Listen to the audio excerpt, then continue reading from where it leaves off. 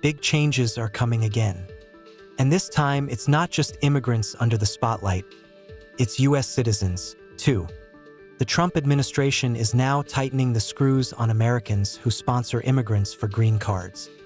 If your sponsored immigrant has taken public benefits they weren't supposed to, brace yourself. You could be forced to pay it all back, face court action, or even get fined thousands of dollars. So who's affected? What benefits are we talking about? And how long does your responsibility as a sponsor really last? What's happening right now? A few days ago, USCIS dropped a major bombshell on its social media pages.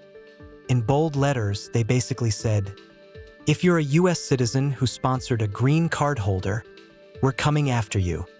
They've announced a new enforcement drive targeting Americans who signed affidavits of support, Form I-864, the legal contract that says you'll financially back the immigrant you're sponsoring. For years, this rule existed only on paper. Now they're finally enforcing it with new manpower, tools, and funding to track sponsors down. That means if your sponsored immigrant took restricted public benefits, you could be held financially responsible even years later. The 6 benefits that could get sponsors in trouble. Here's the big one. If your sponsored immigrant took any of these 6 cash-based or federally funded benefits, you could owe the government back. Let's go through them one by one.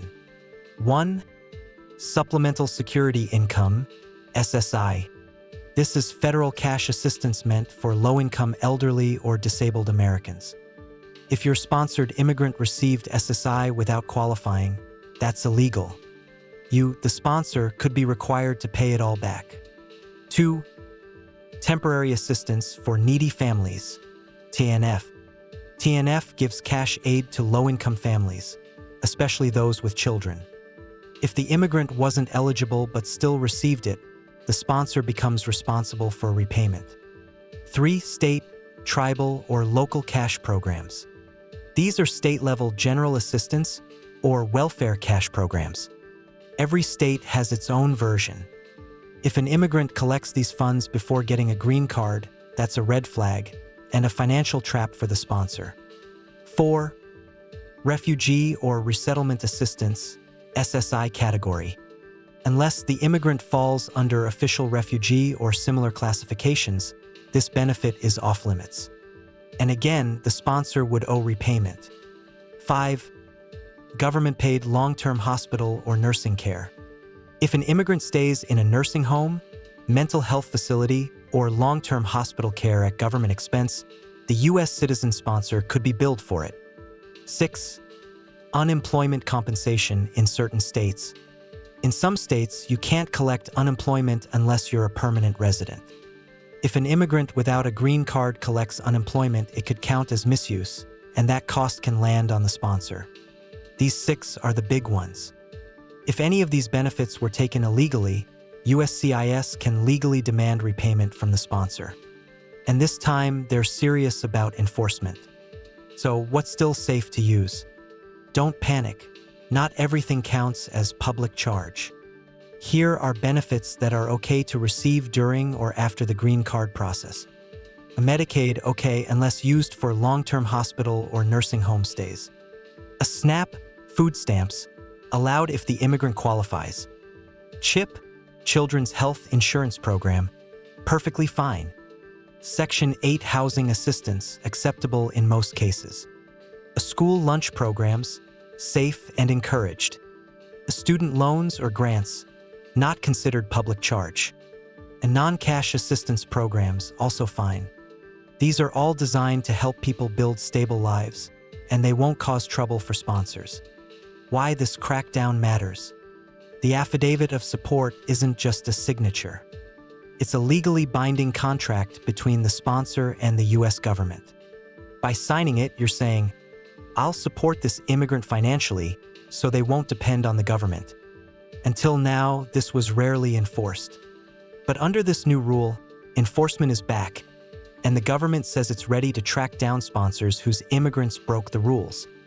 This means lawsuits, debt collections, or payment demands could become more common. When does your obligation end? Here's the part most people misunderstand. Your responsibility as a sponsor doesn't last forever, but it does last longer than most expect. It ends only when one of these happens. 1. The immigrant becomes a U.S. citizen. 2. The immigrant earns 40 quarters of work, about 10 years. 3. The immigrant leaves the U.S. permanently. 4. The immigrant dies. Divorce doesn't end your obligation. Time alone doesn't either. Until one of those 4 events happens, you're still on the hook. The bigger picture.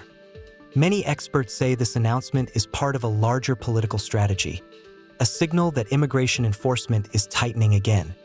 But whether it's politics or policy, the effect is real. Sponsors now need to be extra careful. If you're sponsoring a spouse, parent, or relative, have a serious conversation about what benefits are off-limits. It's not about fear, it's about awareness. The takeaway: if you signed an affidavit of support, remember, you are legally responsible for your immigrant's financial well-being. Cash-based benefits like SSI or TANF can trigger repayment. Non-cash programs like Medicaid or SNAP are usually safe, and your responsibility doesn't end until citizenship or 10 years of work credits. This crackdown might sound intimidating, but it's also a wake-up call to stay informed, stay compliant, and avoid costly mistakes. If you found this update helpful, don't forget to subscribe to Travel Across for more real-world immigration news explained clearly, without the confusion. Stay informed, stay prepared, because in 2025, the immigration landscape is changing fast, and awareness is your best protection.